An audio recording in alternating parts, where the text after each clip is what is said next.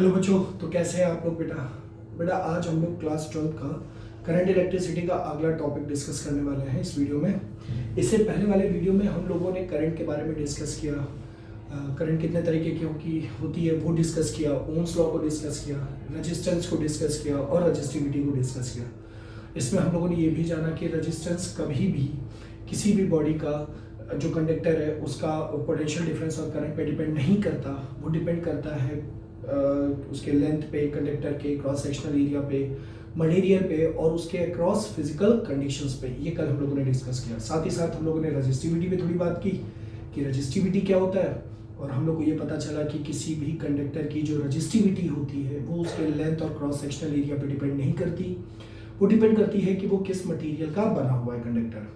आज बेटा हम लोग इस टॉपिक में, इस वीडियो में हम लोग डिस्कस करेंगे करंट डेंसिटी के बारे में, कंडक्टेंस के बारे में और कंडक्टिविटी के बारे में क्या होता है, और ओम्स लॉ का वेक्टर फॉर्म डिस्कस करेंगे, ड्रिफ्ट वेलोसिटी, रिलैक्सेशन टाइम और इन दोनों के बीच का रिलेशन क्या होता है, इसके बारे में डिस्कस करेंगे। तो चलिए शुरू करते हैं। सबसे पहले हम लोग डिस्कस करते हैं करंट डेंसिटी क्या होती है। इसको बेटा ध्यान से समझिए। हमारा पहला टॉपिक है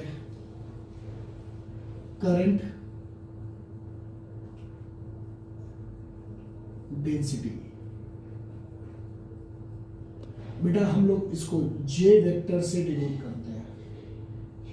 करंट डेंसिटी वेक्टर क्वांटिटी होती है बेटा। कैसी क्वांटिटी है? करंट डेंसिटी वेक्टर क्वांटिटी है। जे वेक्टर से हम लोग इसको क्या करते हैं? डिनोट करते हैं। चलिए समझते हैं करंट डेंसिटी क्या होती है।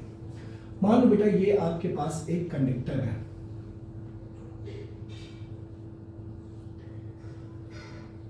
ये कंडक्टर है। इस कंडक्टर में इलेक्ट्रॉन्स फ्लो कर रहे हैं, नेगेटिव चार्ज फ्लो कर रहे हैं।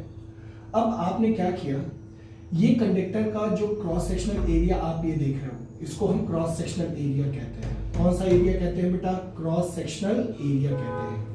अब आप एक काम करो, आप इस कंडक्टर में इसके क्रॉस सेक्शनल एरिया को इस तरीके से लो कि इसका जो एरिया हो वो 1 यूनिट स्क्वायर हो। यानी मान लो आपने इतना एरिया इससे लिया, ये इतना एरिया इससे ले लिया। कहीं भी ले सकते हैं आप, यहाँ ले सकते हैं, यहाँ ले सकते हैं, इस जगह स्टार्टिंग में, एंडिंग में, कहीं पे भी ले सकते हैं।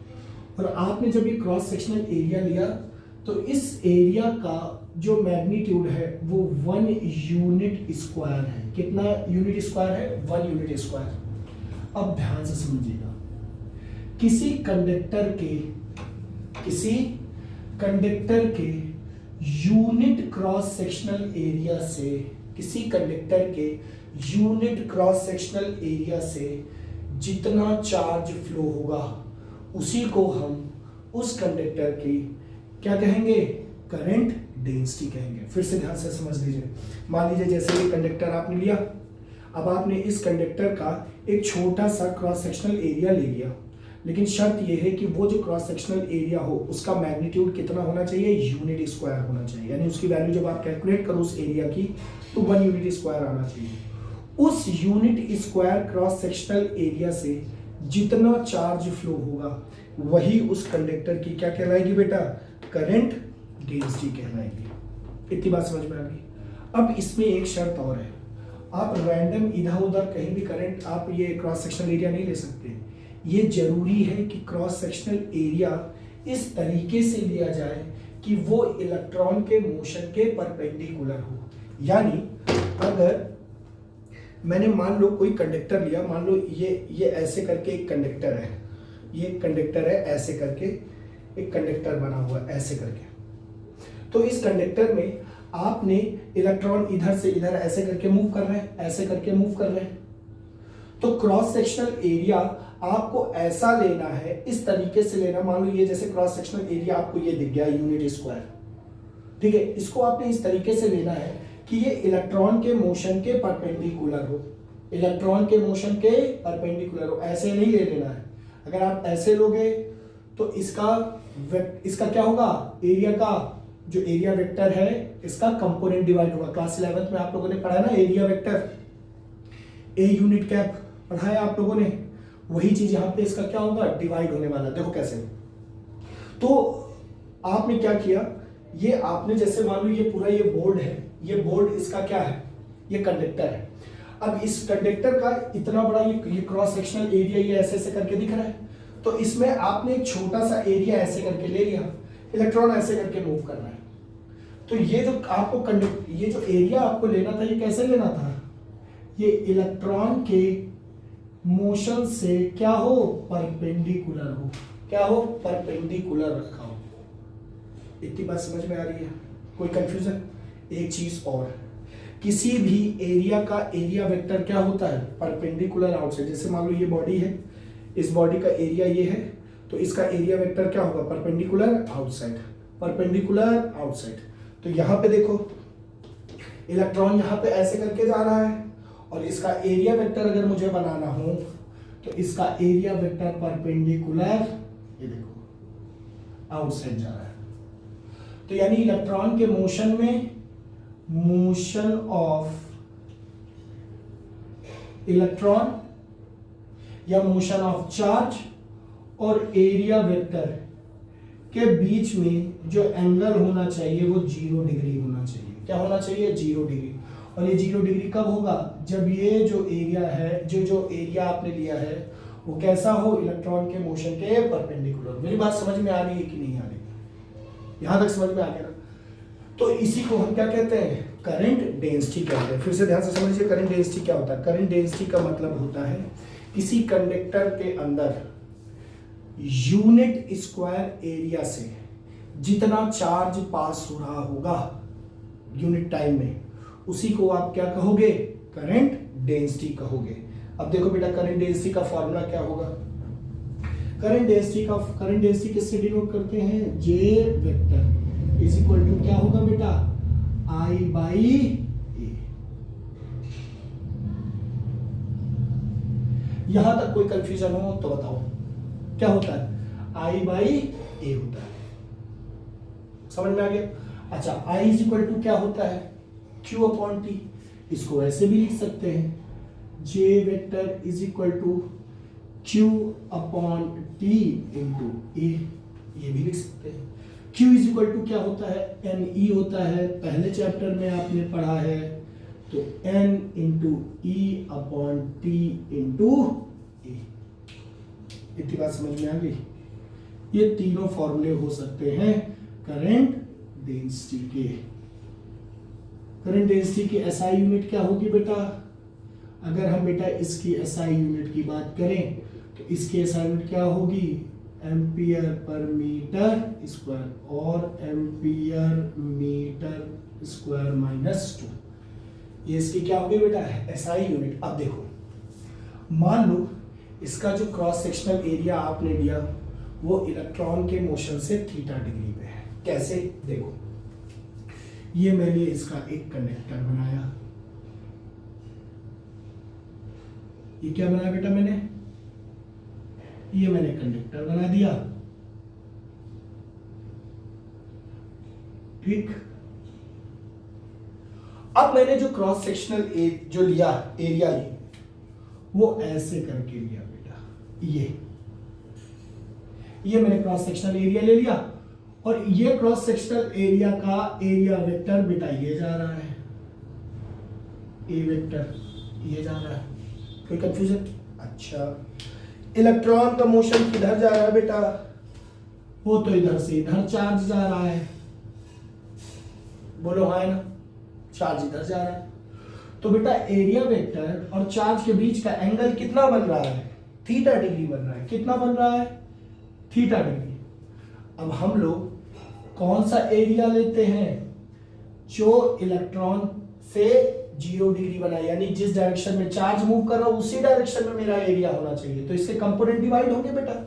देखो ये ऐसे करके बना हुआ है ए वेक्टर, एक लाइन ये सीधे ये ऐसे करके जा रही है,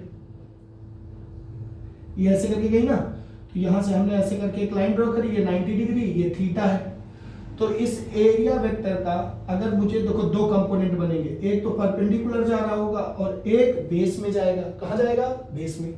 तो हमको ये वाला निकालना है। किसी राइट एंगल ट्रायंगल में अगर ये ए यानी ये एरिया इसका ए, ये पता है कि नहीं पता है, हाइपोटेन्यूज की वैल्यू ए पता है ना भाई, ए वेक्टर लिखे हो इसका मैग्नीट्यूड ए ही तो होगा।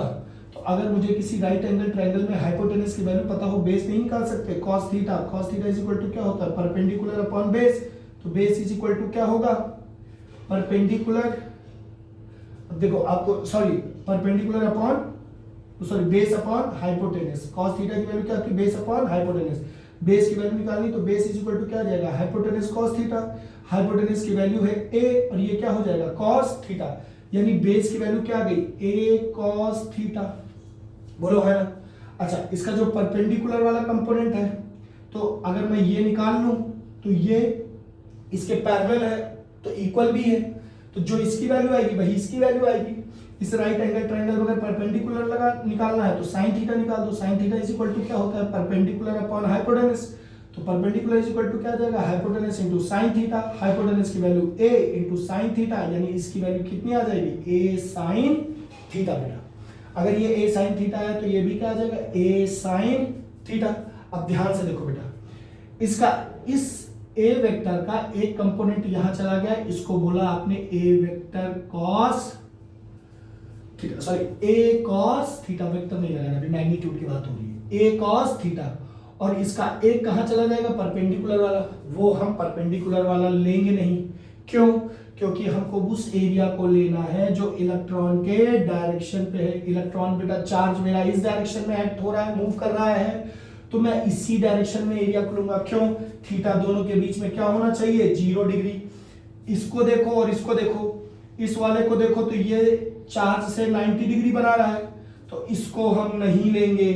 ये वाले को देखो, इस कंपोनेंट को, ये चार्ज से 0 डिग्री बना रहा है, तो इसको हम लेंगे।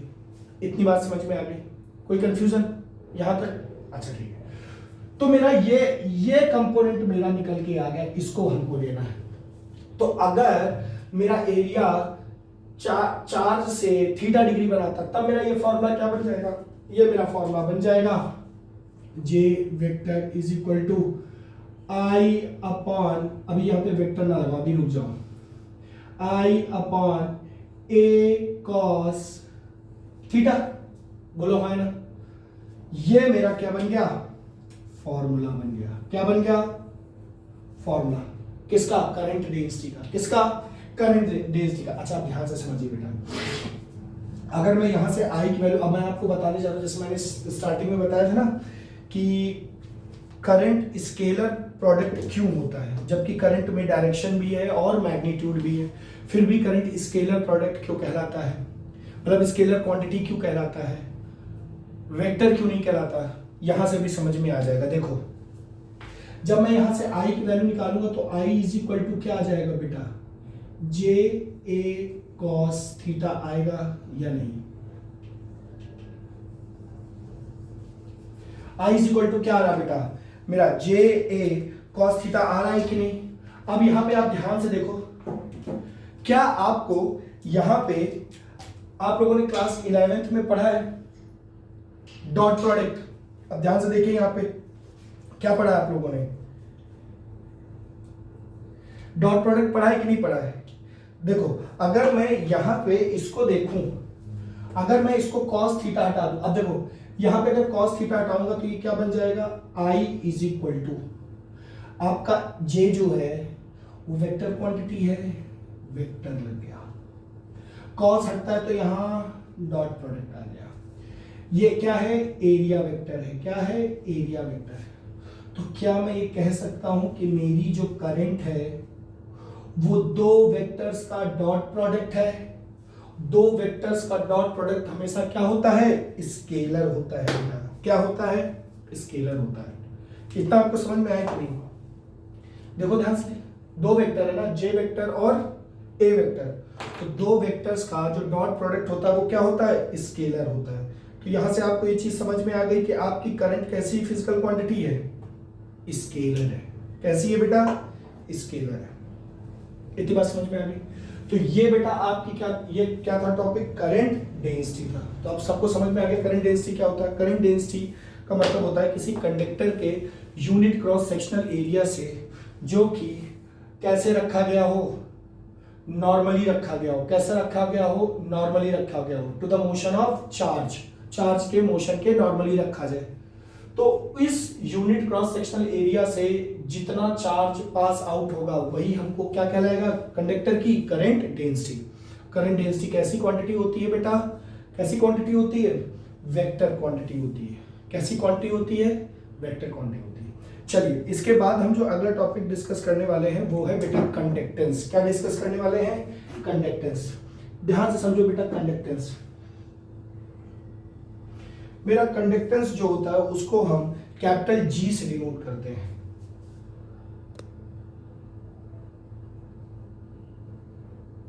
कंडक्टेंस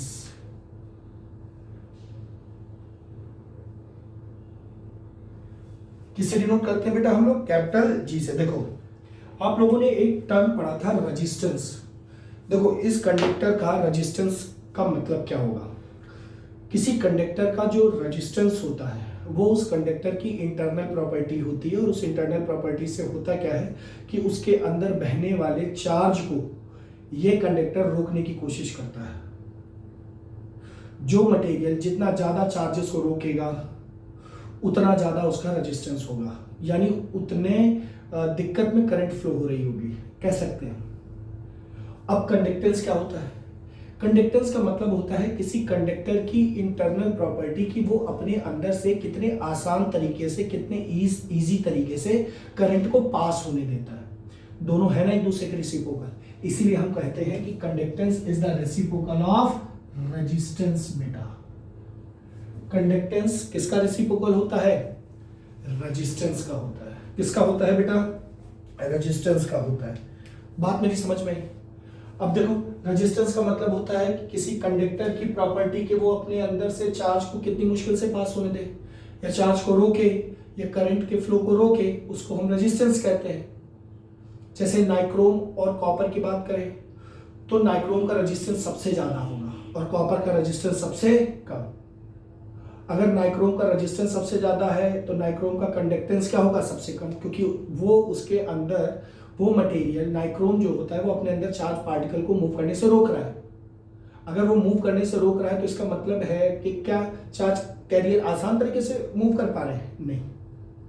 तो कंडक्टेंस क्या होता है, conductance is the reciprocal of resistance, और वी कैन से दैट कि कंडक्टेंस किसी कंडक्टर की एक इंटरनल प्रॉपर्टी होती है जिससे हम ये समझ पाते हैं कि कोई चार्ज कैरियर कितने आसान तरीके से उस कंडक्टर के अंदर से बह सकता है। कॉपर का कंडक्टेंस ज्यादा होता है, नाइक्रोम का कंडक्टेंस कम होता है। क्यों, क्योंकि कॉपर के अंदर एक इंटरनल प्रॉपर्टी है ये कॉपर की, उस मटेरियल की, कि वो अपने अंदर से बहने वाले चार्ज कैरियर को आसान तरीके से बहने देता है, बैरियर कम लगाता है, कम रोकता है। उसी जगह नाइक्रोम क्या करता है, वो अपने अंदर से बहने वाले चार्ज कैरियर को क्या करता है, मूव करने वाले चार्ज कैरियर को क्या करता है, रोकता है, बैरियर लगाता है, ज्यादा लगाता है। इसीलिए नाइक्रोम का कंडक्टेंस कम है और कॉपर का ज्यादा है। अच्छा, इसकी एसआई यूनिट क्या होगी, अगर बेटा मैं इसके एसआई यूनिट की बात करूं तो या तो हम इसको कहें ओम इनवर्स, या इसको हम महू कहते हैं, MHO। अब देखो इसका ये क्यों कह रहे हैं, रेजिस्टेंस की एसआई यूनिट क्या होती है, ओम। क्या होती है, ओम। इसी का रिवर्स कर दो तो MHO। तो चाहे ये बोलो और चाहे ये ओम इनवर्स बोलो, दोनों का मतलब क्या होता है, सेम होता है। इतना मतलब समझ। इसकी एक और एसआई यूनिट होती है जिसको हम साइमन बोलते हैं। क्या बोलते हैं, साइमन। एस से डिनोट करते हैं। किससे डिनोट करते हैं, एस से डिनोट करते हैं, ठीक है। अच्छा, इसके बाद का जो हमारा टॉपिक है वो है कंडक्टिविटी। क्या है बेटा हमारा टॉपिक, कंडक्टिविटी। चलो देखो, अब समझते हैं कंडक्टिविटी क्या होता है।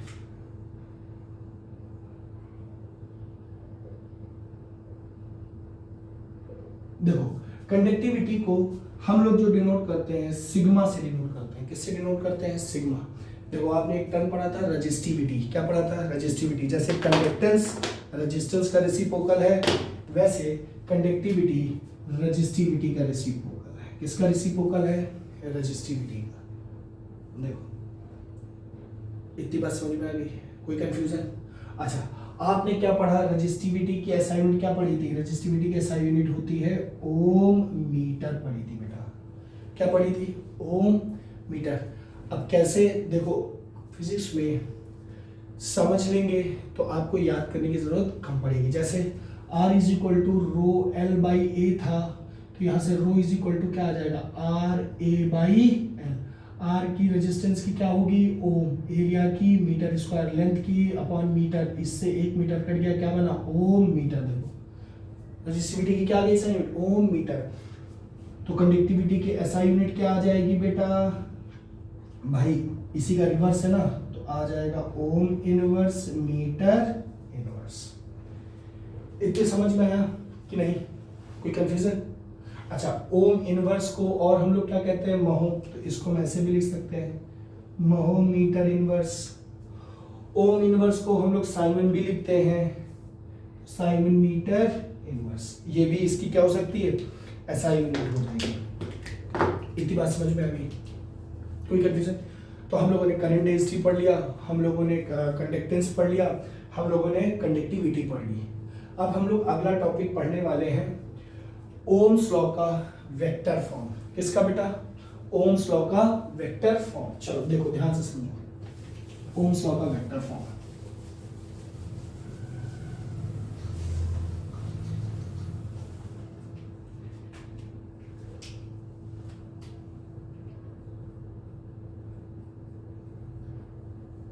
वेक्टर फॉर्म ऑफ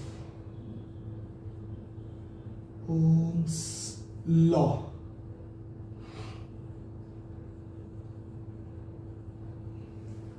अब देखो, मान लो ये एक कंडक्टर है,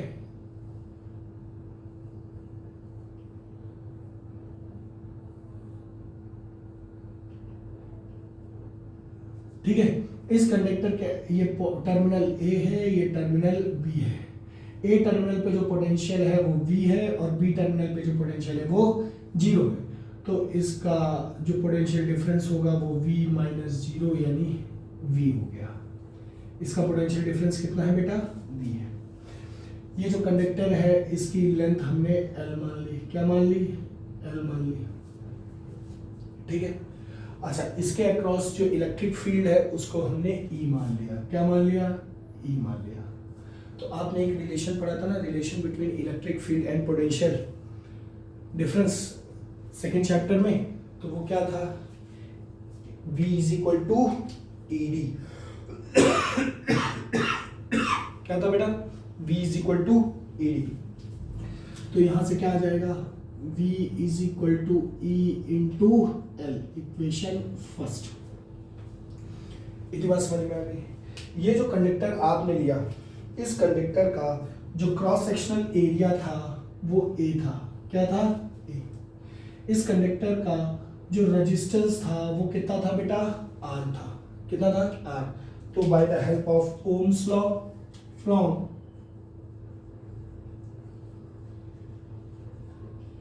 ओम्स लॉ आप लोगों ने पढ़ा है V is equal to I into R। अच्छा, और R इज इक्वल टू क्या पढ़ा है आपने, रो L बाई ए। इस R की वैल्यू इसमें पुट करो तो V इज इक्वल टू देखो क्या आ जाएगा, I रो L बाई ए। और यहाँ पे इसको हम अरेंज करें तो ये I by A into rho into L, ये इक्वेशन सेकेंड। फर्स्ट इक्वेशन और सेकेंड इक्वेशन को इक्वेट करा दो, ये फर्स्ट इक्वेशन की वैल्यू इसमें रख दो, इस बी में, तो क्या बन जाएगा, E into L is equal to I by A rho into L. बेटा इस L से L क्या हो गया, कैंसिल हो गया। तो E इज इक्वल टू बेटा क्या आ गया, I by A into rho, resistivity. अच्छा, तो ये E इज इक्वल टू क्या आ जाएगा, I बाई ए क्या होता है, इसको हम करंट डेंसिटी कहते हैं ना, J, तो रो इंटू J। अब यहाँ पे ध्यान से देखो बेटा, इलेक्ट्रिक फील्ड इंटेंसिटी ये भी वेक्टर क्वांटिटी है, करंट डेंसिटी ये भी क्या है, वेक्टर क्वांटिटी है। अच्छा, अगर मैं इस रेजिस्टिविटी को कंडक्टिविटी के टर्म में लिखूं तो मैं इसको ऐसे भी लिख सकता हूं ना, E is equal to 1 upon sigma, यानी रेजिस्टिविटी का रेसिप्रोकल कंडक्टिविटी, अरे है ना, इनटू J वेक्टर। इसको कंडक्टिविटी को इधर भेजो तो ये क्या हो जाएगा, J vector is equal to conductivity into electric field intensity। This is बेटा क्या, ओम्स लॉ का वेक्टर फॉर्म। इसी को हम कंपेयर करते हैं बेटा V is equal to I R से। मेरी बात समझ में आ रही है? तो ये क्वेश्चन बहुत पूछा जाता है कि ओम्स लॉ का वेक्टर फॉर्म, इसको आप ध्यान से देख लो बेटा, इसी को हम क्या कहते हैं बेटा, ओम्स लॉ का वेक्टर फॉर्म कहते हैं। इतनी बात समझ में आ गई? कोई कंफ्यूजन? अच्छा ठीक है। अब हम इसके बाद जो टॉपिक पढ़ने वाले हैं ये हमारे लिए थोड़ा सा इंपॉर्टेंट टॉपिक है, जिसमें हम पढ़ेंगे ड्रिफ्ट वेलोसिटी के बारे में, जिसमें हम पढ़ेंगे रिलैक्सेशन टाइम के बारे में, और जिसमें हम पढ़ेंगे ड्रिफ्ट वेलोसिटी और रिलैक्सेशन टाइम के बीच में क्या रिलेशन होता है, उसको हम ढंग से पढ़ने वाले हैं। ठीक है, हमारे लिए इंपॉर्टेंट भी है। चलिए देखते हैं, इसको आप लोग स्क्रीनशॉट ले लो। ठीक है, चलिए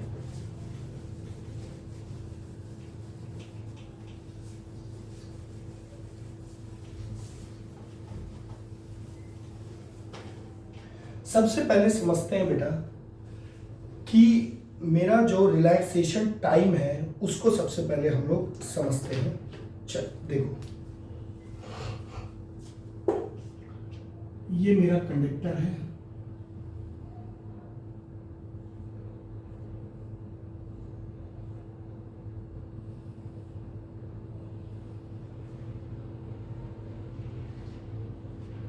इस कंडक्टर को आपने पोटेंशियल डिफरेंस जनरेट कर दिया, यानी किसी बैटरी से आपने कनेक्ट कर दिया होगा, तो आपने इसमें पोटेंशियल डिफरेंस आपने दे दिया। अब जैसे ही आपने इसको पोटेंशियल डिफरेंस दिया, अब ये हैं आपके चार्ज पार्टिकल्स, इनको बहुत ध्यान से समझना बेटा।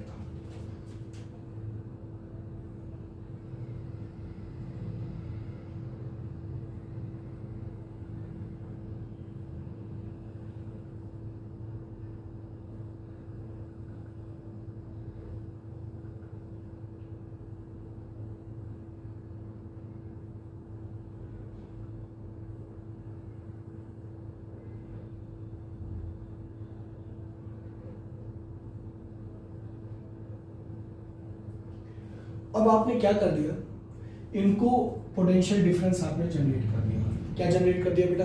पोटेंशियल डिफरेंस जनरेट कर दिया। अब देखो, पोटेंशियल डिफरेंस जनरेट करने का मतलब, मान लो इसको आपने बैटरी से कनेक्ट कर दिया। किससे कनेक्ट कर दिया आपने? इसको आपने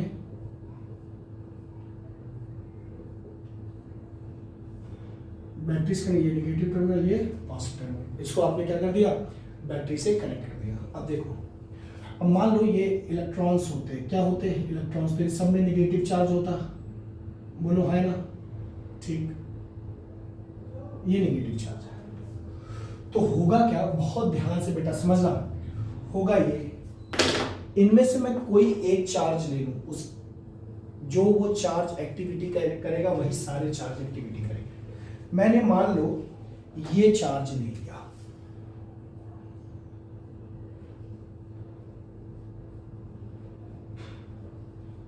ये चार्ज ले लिया। अब देखो होगा क्या, ये चार्ज दो कोलिजन सहेगा। कितने कोलिजन सहेगा? दो। एक तो ये वाला चार्ज इसको धक्का देगा। देखो चार्ज पार्टिकल मूव कैसे करते हैं, आपको लगता है कि इलेक्ट्रॉन ये ऐसे करके फ्लो कर रहे होते हैं, जबकि एक्चुअल में होता क्या है कि जैसे ये इलेक्ट्रॉन है, ये चार्ज है, ये चार्ज है और ये चार्ज है। देखो ये चार्ज क्या करेगा, इसको एनर्जी मिली, ये गया इसके पास, इससे टकराया, अपनी एनर्जी इसको दी और घूम के वापस अपनी जगह आ गया। फिर ये इसको एनर्जी मिल गई, अब ये एनर्जी मिल गई, आगे बढ़ा, इसके पास गया, इससे टकराया, टकराने के बाद अपनी एनर्जी इसको दी, घूम के वापस अपनी जगह आ गया। अब इसको एनर्जी मिल गई, ये आगे वाले इलेक्ट्रॉन के पास गया, उससे टकराया, अपनी एनर्जी उसको दी, फिर घूम के अपनी जगह आ गया, और ये प्रोसेस चलता रहता है।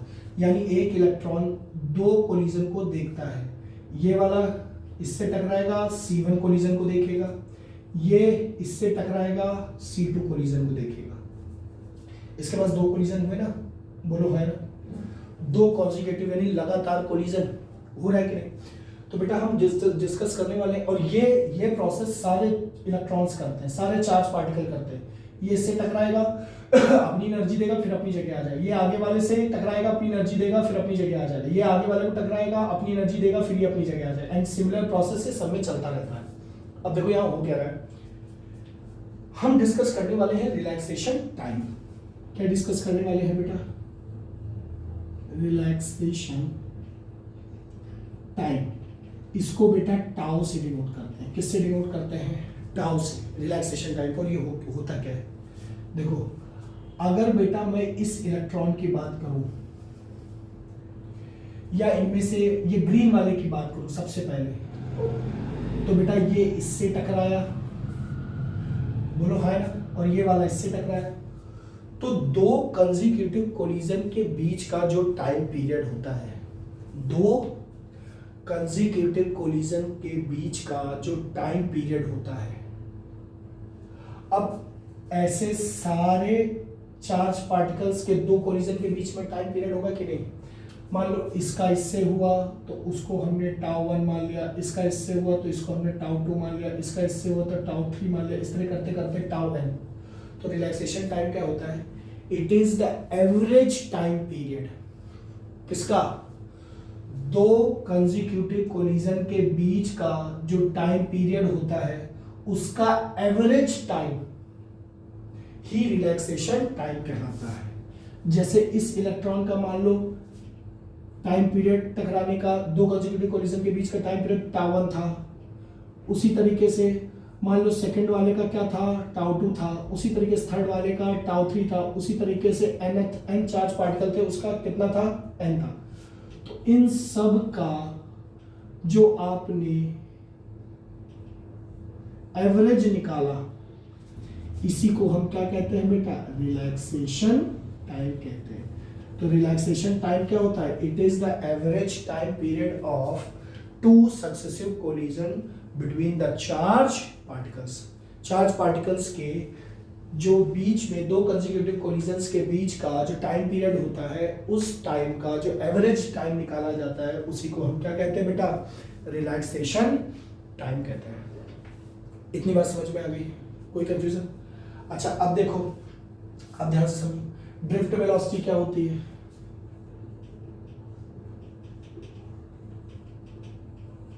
इसको बेटा हम VD से डिनोट करते हैं। किससे डिनोट करते हैं? VD से डिनोट करते हैं। ध्यान से समझो, ड्रिफ्ट वेलोसिटी क्या होती है? जैसे दो कंसेक्यूटिव कोलिजन्स के बीच का एवरेज टाइम पीरियड आपने निकाला, उसी को रिलैक्सेशन टाइम कहा ना, वैसे दो कंसेक्यूटिव कोलिजन के बीच की जो वेलोसिटी होती है, उस वेलोसिटी का जो एवरेज निकाला जाता है, उसी को हम बेटा रिलैक्सेशन टाइम कहते हैं।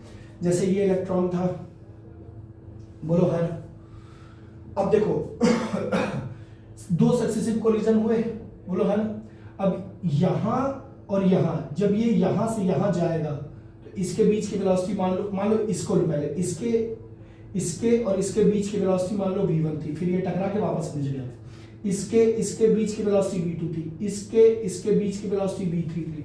ऐसे करते करते करते करते n चार्ज पार्टिकल की आपने वेलोसिटी देख ली, उन सारी वेलोसिटीज को ऐड करके उनका एवरेज निकाल दिया, तो इसको हम क्या कहते हैं? ड्रिफ्ट वेलोसिटी कहते हैं। vd is equal to v1 plus v2 plus v3 plus dot dot dot vn upon n। इसी को हम क्या कहेंगे बेटा? Drift velocity. तो रिलैक्सेशन टाइम समझ में आ गया? दो कंसेक्यूटिव कोलिजन्स के बीच का टाइम पीरियड, उसको हम बेटा क्या कहते हैं? रिलैक्सेशन टाइम कहते हैं। और फिर दो कंसेक्यूटिव कोलिजन जो सक्सेसिव कोलिजन हो रहे हैं, उनके बीच की जो वेलोसिटी होती है, उसको हम क्या कहते हैं बेटा? एवरेज, उसका ड्रिफ्ट वेलोसिटी कहते हैं। इतनी बात समझ में आ गई? अब हम लोग यही ड्रिफ्ट वेलोसिटी और रिलैक्सेशन टाइम के बीच का क्या रिलेशन होता है उसको फाइंड आउट करने जा रहे हैं। उसको ध्यान से समझो बेटा।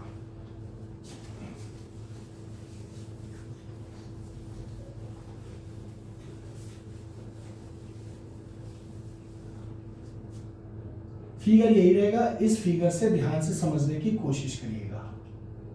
बहुत अच्छा इसका डेरिवेशन है। चलो बेटा देखो,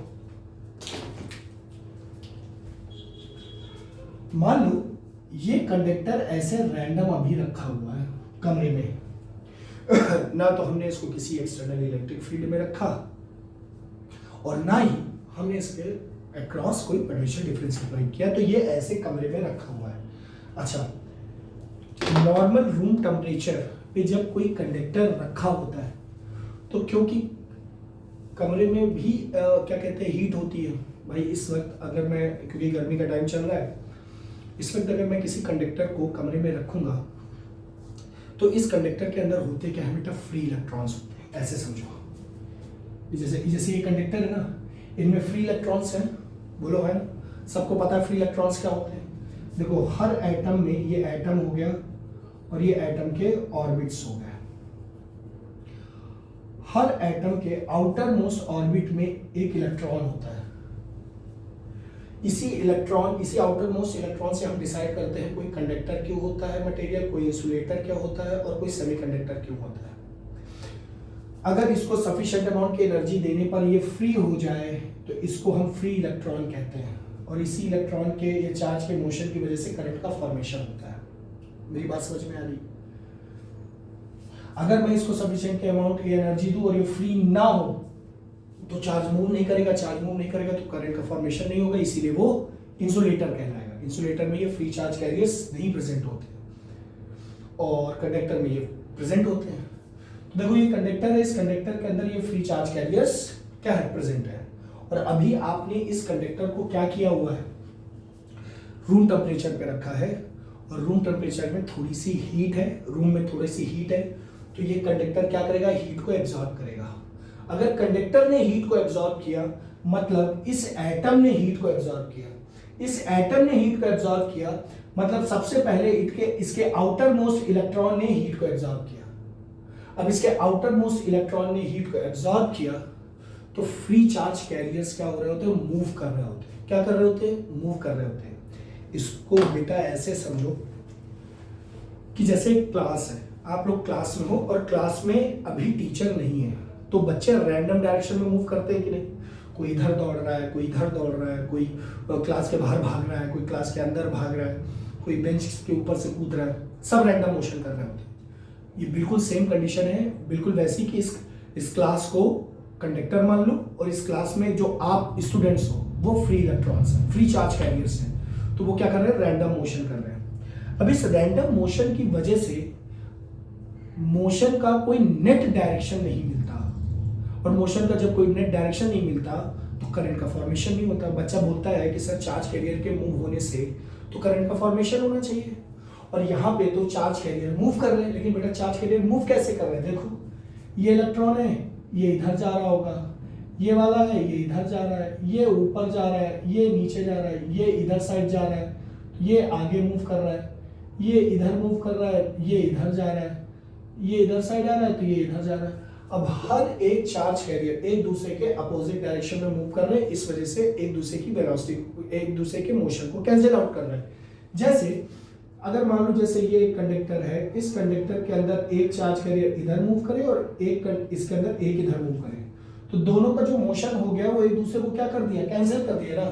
तो क्या इस कंडक्टर के अंदर जो नेट चार्ज प्रेजेंट है उस नेट चार्ज का हम नेट मोशन बता सकते हैं कि फिलहाल के लिए नेट डायरेक्शन जो उसका फाइनल डायरेक्शन है वो किधर, नहीं बता सकते, क्योंकि एक इधर जा रहा है एक इधर जा रहा है, इसका फाइनल डायरेक्शन बता ही नहीं पाएंगे। तो जब इसका फाइनल डायरेक्शन क्या हो जाएगा, जीरो, क्या हो जाएगा, जीरो, इसकी फाइनल वेलोसिटी क्या हो जाएगी, जीरो, कोई डायरेक्शन ही नहीं।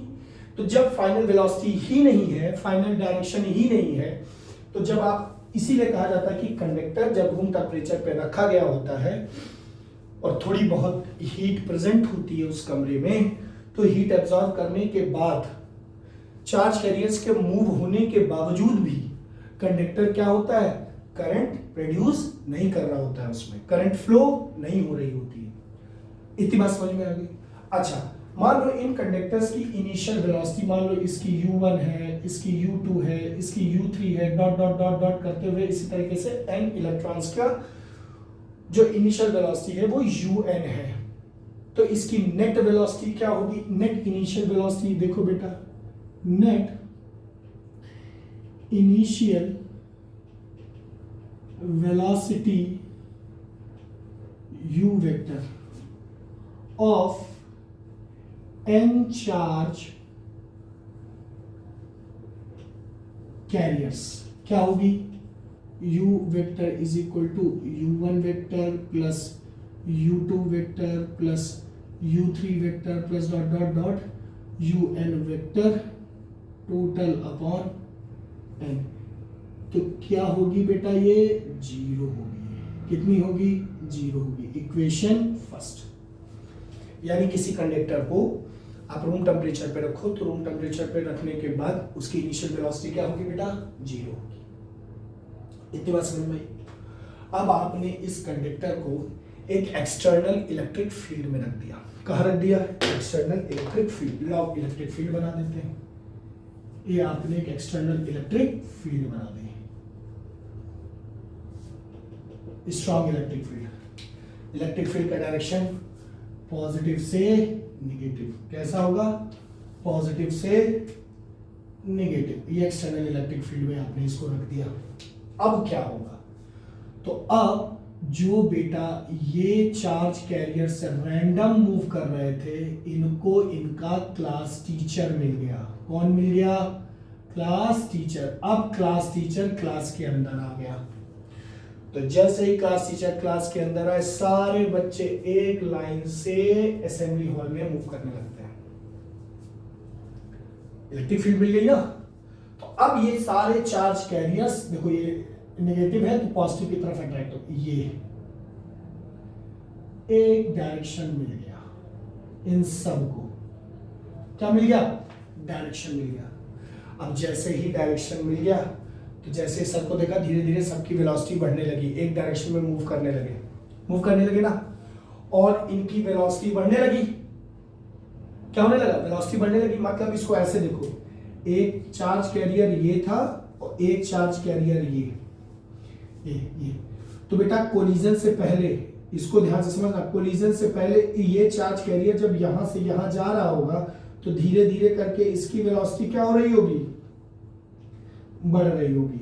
वेलोसिटी क्या हो रही होगी? बढ़ रही होगी। कोलिजन से पहले, जैसे ही कोलिजन हो जाएगा ये अपनी वेलोसिटी खो देगा, खत्म हो जाएगी इसकी वेलोसिटी। अच्छा ध्यान से देखो, तो ये क्या कर रहा है बेटा? एक्सीलरेट कर रहा है। क्या कर रहा है? एक्सीलरेट कर रहा है बिफोर कोलिजन। तो हम जरा एक्सीलरेशन निकाल लें कि ये जो इलेक्ट्रॉन है इसका एक्सीलरेशन कितना है। निकाल सकते हैं ना? अच्छा, एक्सीलरेशन कैसे निकालोगे? बहुत ध्यान से समझना। एक्सीलरेशन के लिए हम फॉर्मूला यूज करते हैं F is equal to ma। तो देखो F इज इक्वल टू क्या हुआ बेटा? F is equal to m into a। तो a इज इक्वल टू क्या है? F upon m। यानी हर एक इलेक्ट्रॉन इतने से एक्सीलरेट कर रहा है। अब यहाँ पे F देखो क्या है? जब आपने चार्ज कैरियर को किसी एक्सटर्नल इलेक्ट्रिक फील्ड में रखा तो ये चार्ज कैरियर इधर साइड मूव कर रहा है और इधर साइड मूव कर रहा है, तो किसी फोर्स की वजह से मूव कर रहा है ना। इसमें इस इलेक्ट्रिक फील्ड की वजह से इस चार्ज कैरियर पे फोर्स लग रहा है। तो जब किसी इलेक्ट्रिक फील्ड की वजह से किसी चार्ज पे फोर्स लगता है, उस फोर्स की वैल्यू होती है F is equal to Q into E। पहले चैप्टर में पढ़ा था ना, जब किसी चार्ज को किसी एक्सटर्नल इलेक्ट्रिक फील्ड में रख दो तो उस एक्सटर्नल इलेक्ट्रिक फील्ड की वजह से उस चार्ज पे कितना फोर्स लगता है? F is equal to Q E। तो यहाँ पे F इज इक्वल टू क्या जाएगा? Q into E upon M। बात समझ में? अच्छा, यहां हम अभी एक इलेक्ट्रॉन की स्टडी कर रहे हैं तो Q इज इक्वल टू क्या होता है बेटा? n small e। Q is equal to n ही होता है ना, into capital E upon M। यहाँ पे n की वैल्यू क्या हो जाएगी? 1, क्योंकि एक इलेक्ट्रॉन को डिस्कस कर रहे हैं। तो small e into E upon M। यानी हर इलेक्ट्रॉन आगे वाले चार्ज से कोलाइड करने से पहले उसका इतना एक्सीलरेशन रहा होगा। a is equal to small e capital E upon M। यानी हर इलेक्ट्रॉन, हर चार्ज कैरियर आगे वाले चार्ज कैरियर से टकराने से पहले इससे एक्सीलरेट हो रहा होगा। इस मैग्नीट्यूड से क्या कर रहा था? एक्सीलरेट कर रहा था। इतनी बात समझ में आ गई? कोई कंफ्यूजन? भाई एक्सीलरेट कर रहा था कि नहीं कर रहा था? अब देखो, जब ये मूव करना शुरू किया तो इनिशियल में इसकी इनिशियल वेलोसिटी, जैसे ये चार्ज कैरियर था, जब ये मूव करने लगा तो इसकी इनिशियल वेलोसिटी कितनी थी? पहला कितनी थी? u थी। ये यहां से गया, यहां पहुंचा होगा, टकराने से पहले, टकराने के जस्ट पहले इसकी फाइनल वेलोसिटी कितनी थी, v। दो कोलिजन के बीच का टाइम पीरियड कितना था, टाउ। किस एक्सीलरेशन से मूव कर रहा था, a। तो हम इसकी फाइनल वेलोसिटी निकाल लें। आपको इक्वेशन पता है v इज इक्वल टू क्या होता है बेटा, u प्लस at। इस इक्वेशन से हम हर एक चार्ज का टकराने से पहले इसकी फाइनल वेलोसिटी पता कर लें कि कितनी फाइनल वेलोसिटी होगी। तो पहले वाले की फाइनल वेलोसिटी कितनी हो जाएगी, v1 is equal to u1 plus a tau 1। यहां पे a1 इसलिए नहीं लिखा क्योंकि सब एक ही उससे तो एक्सीलरेट कर रहे हैं, बोलो हाँ ना, अच्छा ठीक है। सेकंड वाले की वेलोसिटी कितनी होगी, v2 is equal to u2 plus a tau 2। इसी तरीके से थर्ड वाले की v3 is equal to u3 plus a tau 3 dot dot dot. nth charge particle की final velocity vn is equal to un plus a tau. इतनी बात समझ में आ गई। अब जितने चार्ज कैरियर है सब की फाइनल वेलोसिटी आपको पता चल गई। क्या पता चल गई, फाइनल वेलोसिटी। तो इनका एवरेज निकाल लें हम जरा, वही तो ड्रिफ्ट वेलोसिटी होगी। दो सक्सेसिव कोलिजन के पहले की जो वेलोसिटी होती है उस वेलोसिटी का एवरेज ही तो ड्रिफ्ट वेलोसिटी कहलाता है। हम इनका एवरेज निकाल लें। जब आप इनका एवरेज निकालोगे तो क्या बन जाएगा, v1 vector, v2 vector, v3 vector plus dot dot dot vn vector total upon n। बोलो हाँ ना, कोई कंफ्यूजन, इनका यही तो हो जाएगा। अच्छा, इसी को हम क्या कहते हैं बेटा, ड्रिफ्ट वेलोसिटी। इसी को तो ड्रिफ्ट वेलोसिटी कहते हैं। अच्छा, अब यहाँ पे इस v1 की वैल्यू रख दो, v2 की वैल्यू रख दो, v3 की वैल्यू रख दो। जैसे जैसे हम वैल्यू रखते जाएंगे, v1 की value u1 plus a tau 1 plus u2 plus a tau 2 plus dot dot dot. अब थर्ड वाला नहीं रख रहे हैं, ऐसे ही रखा जाएगा, u3 plus a tau 3 total upon n। बोलो है, u1 u2 u3 un वाले सारे टर्म एक तरफ कर दो और a tau 1 a tau 2 a tau 3 वाले टर्म एक तरफ कर दो। तो ये क्या बन जाएगा, u1 plus u2 plus dot dot dot plus un plus a tau 1 plus a tau 2 plus dot dot dot plus a tau n total upon n।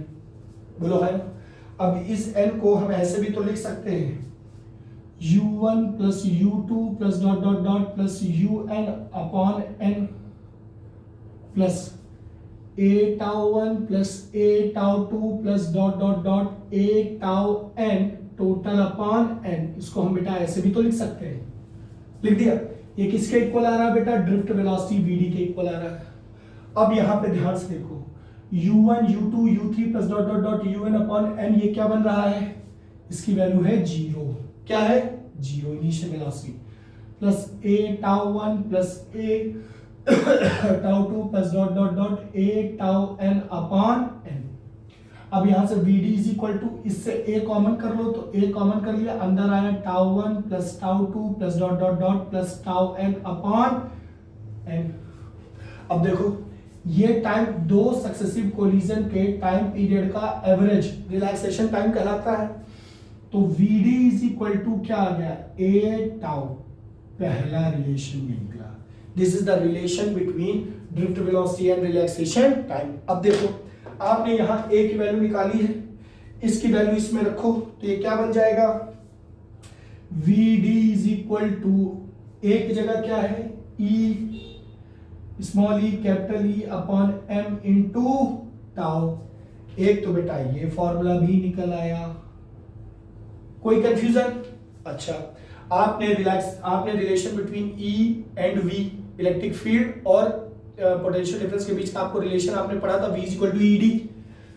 तो यहां से V, इसकी लेंथ L है, तो V is equal to E into L हो जाएगा। तो E is equal to क्या जाएगा, V अपॉन L, E की जगह V अपॉन L रख के देखो, तो VD इज इक्वल टू आ जाएगा E अपॉन M, और E की जगह क्या जाएगा, V upon L into tau.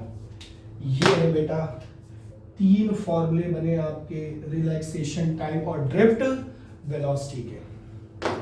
इतनी बात समझ में आ रही है? कोई कंफ्यूजन? तो this is the relation between drift velocity and relaxation